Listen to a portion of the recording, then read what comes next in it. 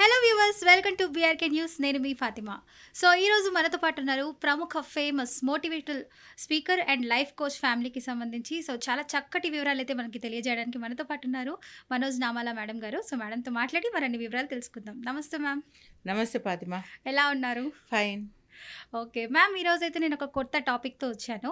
So మనం బేసికల్గా మనం ఆడపిల్లలము. సో ఆడపిల్లలు ఏదైతే ఫేస్ చేస్తున్నారో దాని గురించి మన బయట కొంతమంది వ్యూవర్స్కి కూడా డౌట్స్ ఉన్నాయి. సో అవైతే నేను చకచక అడిగేస్తాను, మీరు టకటకా తప్పకుండా. చెప్పేయండి. ఓకే మ్యామ్, ఇప్పుడు తల్లిదండ్రులు ఒక ఆడపిల్ల పుట్టిందంటే చాలా జాగ్రత్తగా పెంచుతారు, తనకు నచ్చినవి కొనివ్వడం ఇవన్నీ చేస్తారు. కాస్త వయసు వచ్చిన తర్వాత పెళ్లి చేయాలని అటు ఇటు 7 తరాలు చూస్తారు, పెళ్లి కూడా చేస్తారు. సో అలాంటి ఆడపిల్లని పంపించేటప్పుడు అత్తగారింట్లో ఇలా ఉండాలమ్మా, జాగ్రత్తగా ఉండాలని కొంతమంది పేరెంట్స్ అంటారు. ఇంకొంతమంది పేరెంట్స్ నిన్ను మేము ఇలాగే గారాబంగా పెంచాం కానీ నువ్వు అక్కడ చాకరీ చేయడానికి వెళ్తున్నావా, ఇది ఎంతవరకు కరెక్ట్ అని చెప్పి కొంతమంది. ఇంకొంతమంది జాగ్రత్తగా మెలగాలమ్మా, ఆడపడుచులే మన సిస్టర్స్ అని, ఆ, బావగారు వీళ్ళందరూ మన బ్రదర్స్ అని, ఇలా మెలగాలి, ఇలా వంట చేసుకో, అత్తగారి తల్లి జాగ్రత్తగా ఉండని అత్తగారి తల్లిదండ్రులకు చెప్తూ ఉంటారు. తల్లిలాగా ఉండాలి, చూసుకోమని. సో కొంతమంది అయితే మేడం, నేను చాలామంది రీసెంట్గా కూడా చూస్తున్నాను, నువ్వు ఇక్కడ ఇలా పెరిగావు, నువ్వు వెళ్ళంగానే సపరేట్ అయిపో, నువ్వు నీ హస్బెండ్ ఒక ఇంట్లో ఉండాలి, అన్నయ్య వాళ్ళకి ఆస్తులు రాసి ఇవ్వడం ఏంటి, మేము మీకు ఎక్కువ పెట్టాము, బంగారం అది ఇది ఇచ్చి కట్నం ఇచ్చి పెళ్లి చేస్తాం, నువ్వు ఇలా ఉండు అంటారు. ఇది ఎంతవరకు కరెక్ట్ అంటారు?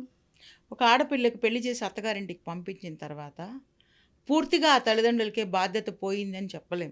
ఎందుకంటే ఒక ఇంట్లో బిడ్డ పుట్టింది అంటే ఆడపిల్ల, ఆ బిడ్డ చచ్చిపోయేంత వరకు కూడా ఆ తల్లిదండ్రుల బిడ్డే.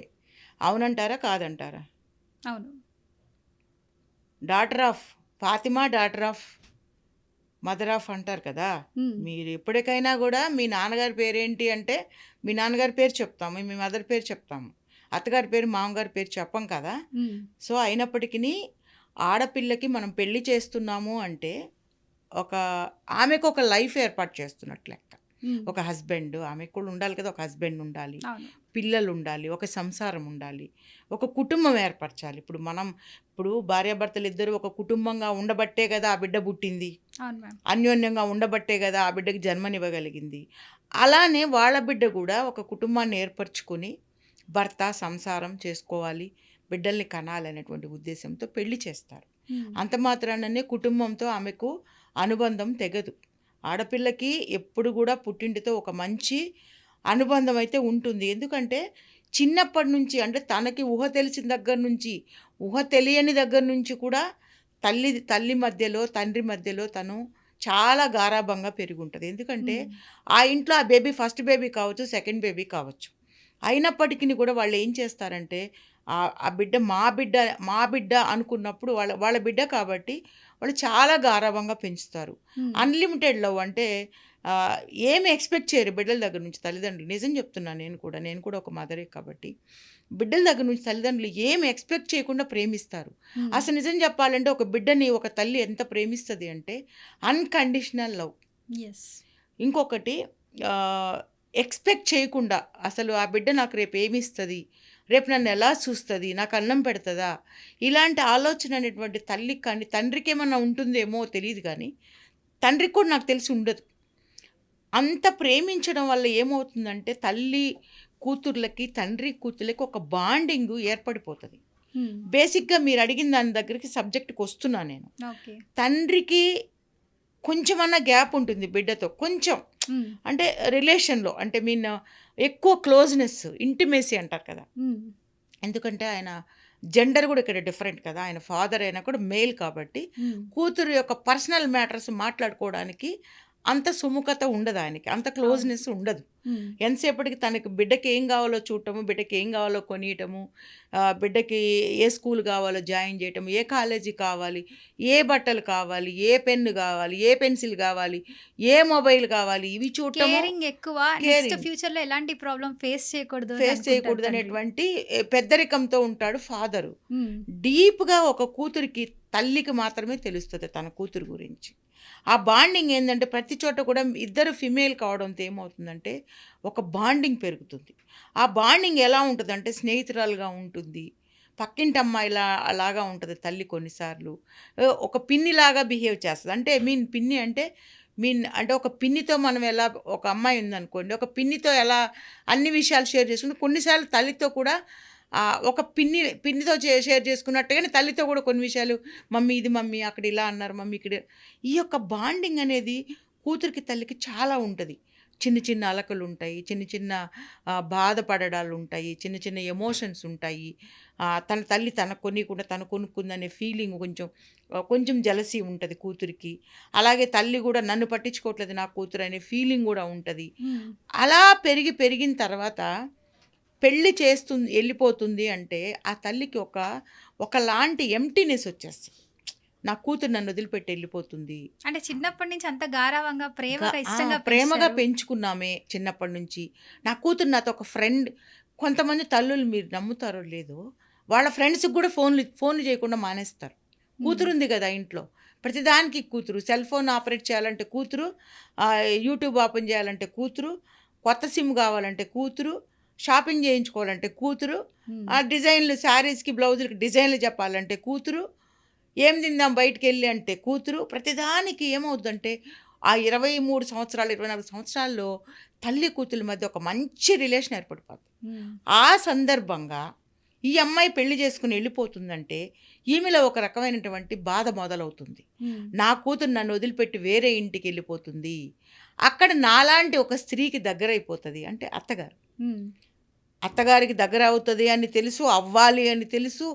ఆ అత్తగారిని కూడా, ఆమె కూడా ఎన్నో ఎక్స్పెక్టేషన్స్తో నా కోడలు నా ఇంటికి వస్తుంది, నన్ను పట్టించుకుంటుంది, నాకు హెల్ప్ చేస్తా అనుకున్న ఆవిడ ఎంతో ఆశతో ఉన్న అత్తగారు ఉంటుందని తెలిసినా కూడా ఈమె మనస్సాక్షి ఒప్పుకోదు. నా కూతురు నాకంటే వేరే వాళ్ళకి బాగా దగ్గర అయిపోతుంది, నేను ఒంటరిదాన్ని అయిపోతానేమో, అక్కడ దీనికి ఆడబడుచులు ఉంటారు, ఆడబడుచులతో క్లోజ్ అయిపోతుందేమో, లేకపోతే అత్తగారికి ఇంకొక చెల్లెలు ఎవరు ఉందని చిన్నత్తగారికి క్లోజ్ అయిపోతుందేమో, వీళ్ళందరూ ఒకటైపోతారేమో, నన్ను ఒంటరిదాన్ని చేస్తారేమో. ఎందుకంటే ఈమె ఇంట్లో ఈమె ఒక్కటే ఆడపిల్ల. అవతల ఇంటికి పంపిస్తుందంటే అక్కడ 4 ఆడపిల్లలు ఉంటారు, 2 ఆడబడుచులు ఉండొచ్చు, 2 చిన్న అత్తగారు, పెద్ద అత్తగారు, ఇంకో అత్తగారు, అలా పెద్ద కుటుంబం అయి ఉండొచ్చు. సో హస్బెండ్తో బిజీ అయిపోయి నన్ను పట్టించుకోదేమనే ఒక పాజిటివ్నెస్తో కొన్ని మిస్టేక్స్ చేస్తూ ఉంటారు. ఆ మిస్టేక్స్ ఎలా ఉంటాయంటే వియ్యపురాలతో ఎక్కువగా మాట్లాడటం. ఏ కోడలనైతే మనం తెచ్చుకుంటున్నాం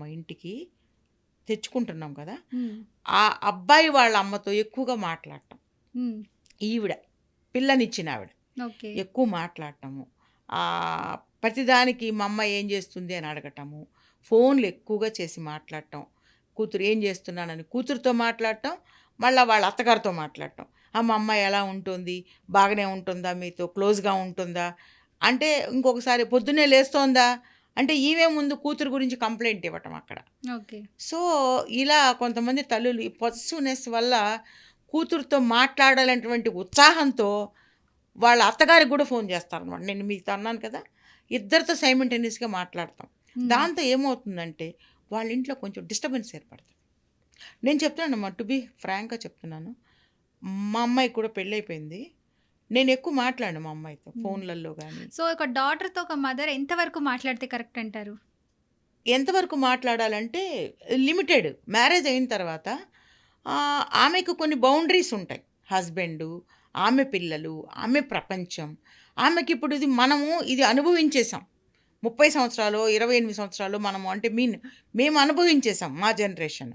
సో తర్వాత వాళ్ళకి ఎట్లా ఉంటుందంటే వాళ్ళు రోల్ మోడల్గా తీసుకుంటారు మదర్ని, ఫాదర్ని. మా మదరు మా ఫాదరు ఇలా ఇల్లు తీసుకొని ఉండేవాళ్ళు కదా, వాళ్ళు ఇలా ఫర్నిచర్ కొనుక్కొని ఉండేవాళ్ళు కదా, వాళ్ళ ఇంటికి కూడా మనుషులు వస్తా పోతా ఉండేవాళ్ళు కదా, వాళ్ళకి మా మమ్మీ వాళ్ళు మర్యాదలు చేసేవాళ్ళు, బట్టలు పెట్టేవాళ్ళు. అలాగే మీరు చూడండి, చిన్నపిల్లలు చిన్నప్పుడు బొమ్మరిల్లు కడతా ఉంటారు. చిన్నపిల్లలు ఆ ఏజ్లోనే 3 సంవత్సరాలు రాగానే ఇంట్లో తల్లిదండ్రులు చూసి అమ్మ, నాన్న, చెల్లి, ఇల్లు, తర్వాత చిన్న చిన్న వంట సామాన్లు చేసేసి వండుకుంటున్నట్టు ఇలాంటివన్నీ చిన్నప్పటి నుంచే చేస్తున్న వాళ్ళకి పెళ్ళైన తర్వాత కూడా అదే ఆలోచన ఉంటుంది. వాళ్ళ ప్రపంచం అనేది వేరైపోతుంది. వేరైనప్పుడు ఎక్కువగా మన వైపు లాగడానికి మనం ఎక్కువ ప్రయత్నం చేయకూడదు, వదిలేయాలి. వదిలేయడం అంటే బయట వదిలేయమని కాదు, వాళ్ళ ఫ్రీడమ్ వాళ్ళకి ఇచ్చేయాలి. వాళ్ళు ఏం చేయదలుచుకున్నా మనల్ని అంటే మీరు కాదు, మా పెద్దవాళ్ళని సలహా అడిగితేనే చెప్పాలి. ప్రతి దాంట్లో నేనున్నాను కదా అమ్మని అని చెప్పి, ఏమ్మా నాకు చెప్పకుండా ఇది చేసావని అడగకూడదు. హ్మ్. వాళ్ళు ఏమైనా చేసుకొని అంటే సొంతంగా వాళ్ళకి వాళ్ళు నిర్ణయం తీసుకోవాలి. ఎవరిని అడగకూడదంటారు. అడగకూడదు. హ్మ్. వాళ్ళు అడగడం అంటే వాళ్ళ అత్తగారిని అడగచ్చు, వాళ్ళ మామగారిని అడగచ్చు, తల్లిదండ్రులను కూడా అడగచ్చు. అడగాలనుకుంటేనే అడగచ్చు. ఎందుకంటే ఇక్కడ రూల్ ఏం లేదమ్మా, రూల్ ఏం లేదు. హ్మ్. వ్యక్తిగత జీవితాలు, వాళ్ళ ఇష్టాలు మనం గౌరవించాలి. ఇప్పుడు మనం ఎలా పెంచినా కూడా పిల్లలు మమ్మల్ని ఇలా పెంచండి అమ్మా మీరు, మాకు ఇలా చేయండి అని పిల్లలు మనల్ని అడగలేదుగా. హ్మ్. మనం ఎలా పెంచామో వాళ్ళు అలా తయారయ్యారు. హ్మ్. అలాంటప్పుడు వాళ్ళు పెళ్ళి అయిపోయిన తర్వాత వాళ్ళు ఒకరి చేతుల్లోకి వెళ్ళిపోయిన తర్వాత, అంటే భర్త చేతుల్లోకి వెళ్ళిపోయిన తర్వాత వాళ్ళిద్దరూ కలిసి నిర్ణయాలు తీసుకునేటప్పుడు ఎవ్వరు దానిలో వేలు పెట్టకూడదు. హ్మ్. అడిగితే చెప్పచ్చు. మాకు ఇదిగో మమ్మీ లేకపోతే అబ్బాయి వెళ్ళి, అమ్మ నాన్న నాకు ఈ సలహా కావాలి, ఇదిగో మేము ఈ పని చేస్తున్నాం అంటే వాళ్ళ తల్లిదండ్రులు, ఇప్పుడు అబ్బాయి తల్లిదండ్రులు ఉన్నారనుకోండి, చేసుకో నాన్న, ఇదిగో ఈ సాయము, ఇదిగో నువ్వు మాట సాయం ఇలా చేస్తాము చేసుకోండి అని చెప్పి అప్పుడు వాళ్ళు ఎంకరేజ్ చేయొచ్చు. హ్మ్. తల్లిదండ్రులు కూడా అడిగారు అనుకోండి, ఇవాళ రేపు ఎవరు అడగట్లేదు, ఒకళ్ళు అడిగారు అనుకోండి, హ్మ్. తల్లిదండ్రులు మోరల్ సపోర్ట్ ఇస్తారు. హ్మ్. ఏదన్నా అవసరమైతే ఫైనాన్షియల్ సపోర్ట్ కూడా ఇచ్చే తల్లిదండ్రులు కూడా ఉన్నారు. హ్మ్. అది వాళ్ళ కెపాసిటీని బట్టి ఉంటుంది. అంతేగాని ప్రతి దాంట్లో అమ్మ అదెందుకు చేస్తున్నావు, నువ్వు ఇదెందుకు చేస్తున్నావు అంటే వాళ్ళకు ఒక రకమైనటువంటి డిప్రెషన్ ఏర్పడుతుంది. డిప్రెషన్ అంటే ఏందబ్బా ఏ పని మొదలుపెట్టినా కూడా వీళ్ళ క్వశ్చన్స్ ఎక్కువైపోయినాయి మాకు హ్మ్. అనేటువంటి భావన వాళ్ళలోకి రాకుండా ఉండాలంటే మనం ఇలా ఉండడమే కరెక్ట్. హ్మ్. ఇంకొంతమంది మనం కూతుర్ని ఇక్కడ వంట కూడా చేయనీయకుండా పనోళ్ళని పెట్టుకుని, వాళ్ళ చేత వంట చేయిస్తున్నాము, కాలు కింద పెట్టకుండా ఎక్కడికెళ్ళినా కార్లు రావడమైనా మంచం దిగక ముందే మట్టి కూడా అంటకుండా అంత బాగా చక్కగా చూసుకుంటారు. ఇప్పుడు పెళ్ళయ్యి ఒకరికి వైఫ్ అయ్యి ఒక హస్బెండ్‌కి అక్కడ అత్తమామలు, అక్కడ ఇంటి పని ఇవన్నీ ఉంటాయి. వాళ్ళు నా కూతురు ఇలాంటి వర్క్ చేయాలా? ఇంట్లోనే చేయలేదు, అక్కడ చేయడం ఏంటన్న పొసెసివ్‌నెస్ ఉంటుంది. నో చెప్పు నో మీ ఆయనకి ఇలాగా నో అని కొంతమంది మాట్లాడతారు. That is wrong. మనము గారంగా పెంచచ్చు. హ్మ్. మనమేమనుకుంటామంటే నా బిడ్డ కష్టపడకూడదు, నా బిడ్డ హాయిగా కూర్చుని హాయిగా తినాలి నా దగ్గర, ఎందుకంటే నేనున్నాను వంట చేయటానికి. హ్మ్. కానీ అవతల అత్తగారింట్లో అలా ఉండడానికి లేదు. చక్కగా ఇష్టమైతే ఇద్దరు కలిసిమెలిసి చేసుకోవచ్చు. అందుకే తల్లి ఇంట్లో అలవాటు చేయాలి, కూతురిని దగ్గర పెట్టుకొని కలిసిమెలిసి పని చేసుకోవడం నేర్పించాలి. హ్మ్. సో నా దగ్గర రాణిలాగా పెరిగింది, 2 కాళ్ళు టేబుల్ మీద పెట్టుకుంది, అక్కడ కూడా అలా పెట్టుకోవాలంటే అది కరెక్ట్ కాదు. హ్మ్. వాళ్ళ ఇంటి పరిస్థితిని బట్టి ఒకవేళ అత్తగారే అమ్మ నువ్వు పర్లేదు, నువ్వు కూర్చో, రెస్ట్ తీసుకొని నేను చేసి పెడతానంటే అలా చెప్పినప్పుడు చేయకుండా ఉండడం కరెక్టే. కానీ చెప్పనప్పుడు అవతల వాళ్ళ ఫీలింగ్స్ కనుక్కొని వాళ్ళ అత్తగారికి ఎలా ఉంది, ఆడపడుచు ఏమన్నా చేయలేని పరిస్థితిలో ఉందా ఆలోచించుకొని ప్రొయాక్టివ్గా ముందుకొచ్చి ఒక అడుగు ముందుకేసి, ఇది నా ఇల్లు, ఎవరైనా సరేనమ్మా ఇది నా ఇల్లు అనుకున్న ఆడపిల్లకి అత్తిల్లు పుట్టిల్లు అని ఏముండదు. హ్మ్. ఎప్పుడైతే అది నా ఇల్లు, ఇది మా అత్తగారిల్లు అనేటువంటి తేడా ఎప్పుడైతే ఆడపిల్లలో ఉంటుందో అప్పుడే ఆ డిఫరెన్స్ అనేది వచ్చింది అంటే మాత్రం చేయలేరు. మా ఇంటికాడ బాగుండేది ఇక్కడ బాగాలేదనే ఫీలింగ్ వస్తుంది. హ్మ్. నేను ఇంకోటి కూడా మీరు అడిగిన దానికి స్ట్రెయిట్ ఆన్సర్ చెప్తున్నానమ్మా. ఇవాళ రేపు తల్లిదండ్రులు, తల్లి బేసిక్గా పెళ్ళి అయిన తర్వాత కూతురి విషయాల్లో కలగజేసుకోకపోవడం అనేది ఉత్తమమైనటువంటి తల్లిగా నేను అవార్డు ఇస్తాను. పోని వాళ్ళకి, పట్టించుకోకుండా ఉండే వాళ్ళకి. ఓకే. ఎక్కువగా పట్టించుకున్న ద్వారా మనము అలుసైపోతాం. హుహు. పట్టించుకోకూడదు. ఒకసారి ఇచ్చినాక నేను చెప్పా కదా, సలహా అడిగితేనే చెప్పు, హ్మ్. చెప్పకపోతే వాళ్ళ లైఫ్ వాళ్ళని బతకనివ్వాలి. నిజంగా madam, thank you so much. చాలా చక్కగా చెప్పారు. సో, ఇప్పుడు పెళ్ళైన వాళ్ళు ఎవరైతే ఉన్నారో ఆడపిల్లలు, సో, వాళ్ళు అమ్మతో ఎక్కువ కాంటాక్ట్ లేకుండా దూరంగా ఉండాలి. ఎంతవరకు మాట్లాడాలో మితంగా అంతవరకే మాట్లాడి, ఎస్ అలా ఉంటే సంసారాలు బావుంటాయి. ఆప్యాయతలు, అన్యోన్యత బావుంటుందంటారు. అవును. Okay madam. Thank you yes so much. చాలా చక్కటి విషయాలు తెలియజేశారు. Thank you so much. Okay. Thank you Fatima.